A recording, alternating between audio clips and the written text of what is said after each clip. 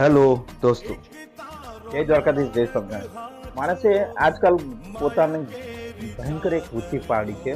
પોતે જ આ બેલ મુझे માર કરીને દુઃખ ભોગવે છે.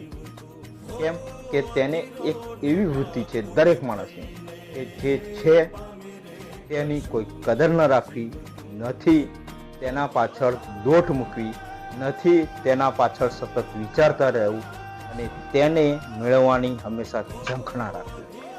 હંમેશા એવું જ વિચારે, મારી પાસે તો આ નથી, મારી પાસે તો આ મળ્યું હોત તો કેટલું સારું, મારે તો આ જ મેળવવું છે કે આ રહ્યું.